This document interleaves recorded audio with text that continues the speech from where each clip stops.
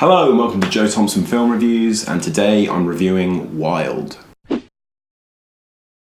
So, Wild, it's directed by Jean-Marc Vallée, who's most famous for his fantastic direction of Dallas Buyers Club last year, and it's based on the true story of Cheryl Strayed.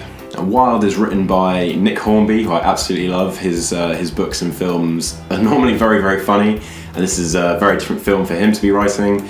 But it's adapted from the book written by Cheryl Strayed, Wild, From Lost to Found on the Pacific Crest Trail. Now, this film stars Reese Witherspoon, who is really, really great in this film. It's a very different role for her. I sort of associate her with Legally Blonde and stuff like that, where she's normally playing a very glamorous, beautiful, comfortable human being. And in this film, she definitely isn't. It is brutal.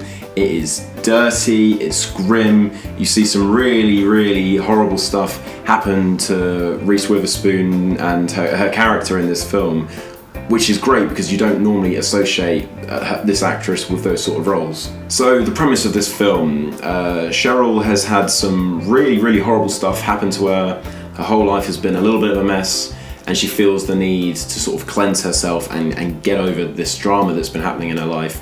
And to do this, she's going to walk 1,000 miles across the Pacific Crest Trail. Now the film starts and you're straight into the story. Straight there, she's walking, and it opens with this horrible, horrible scene where you see her pull one of her toenails off. And right from the get-go, you sort of understand what kind of film you're in for. This film doesn't hold back at all with any of the brutality that may be associated with putting yourself through that much physical stress. So you get into the story and you don't really know why this character is walking this huge trek, and then it's introduced through the medium of flashbacks, which is interesting because I quite like the idea of a non-linear film of approaching it a little bit differently. But the first section of this film, all the flashbacks are horrible. There's really, really nasty things that this character has done. And after about half an hour, you find yourself really, really resenting Reese Witherspoon's character, Cheryl. You think, God, what a horrible, horrible person. So in the first part of the film, you find yourself not really liking the character. The flashbacks are pretty horrible.